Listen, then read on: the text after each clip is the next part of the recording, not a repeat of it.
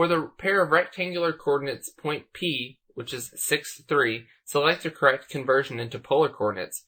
Don't use the polar conversion function on the calculator. Well, what we have here is we have a rectangular coordinate, which is 6, 3, so the x-coordinate is 6 and the y-coordinate is 3, and we need to convert this into polar coordinates. Well, we learned about polar coordinates this lesson, and polar coordinates is just another coordinate system that we can use to describe points or label points. And how polar coordinates work is the first number in the ordered pair is the radius or the direction length. It's the length from the center point that the point we're talking about is. And then the second number is the direction angle. So if we started at the right horizontal axis and went around, that's what this angle corresponds to.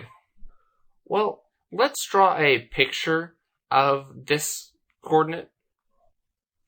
So here's our point, 6, 3. You can see I drew kind of a dotted line from the origin to this point. And then we could also draw some dotted lines down and form a right triangle. So let me do that real quick. Well, now we have a right triangle, and this has a side length here, or a leg length of 6, and then a leg length of 3, and then it has this hypotenuse. Well, this hypotenuse is going to be equal to the value of our r for our polar coordinate. So r is actually equal to the square root of the x-coordinate squared plus the y-coordinate squared, and we get that from our Pythagorean theorem. Well, 6 squared is 36, and 3 squared is 9, so 36 plus 9 is 45. And then if we take 45 and plug it into the calculator to get the square root of 45, we're going to get 6.7. So that means that r, or the length of this hypotenuse right here, is 6.7. The next thing we need to do is figure out what the value of this angle is, because remember polar coordinates, you're given a radius and then you're given an angle. Well, we can find the angle of this using our trig functions. See, we know what the opposite side is, and we know what the adjacent side is. So let's use the tangent function. So tangent of theta should be equal to 3 over 6.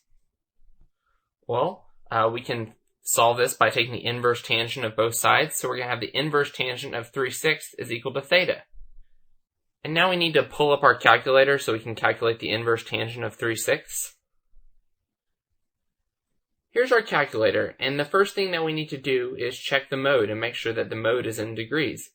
So we're going to push mode, and you can see that degrees is highlighted. If it weren't, we'd have to scroll down using these arrows and push the over arrow and highlight degrees and push enter.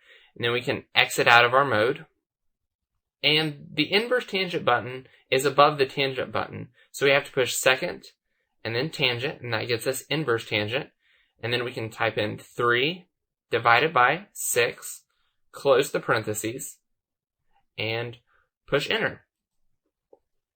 And that gets us 26.565, and we'll round this to 1 decimal place, so we can say that theta is equal to 26.6 degrees.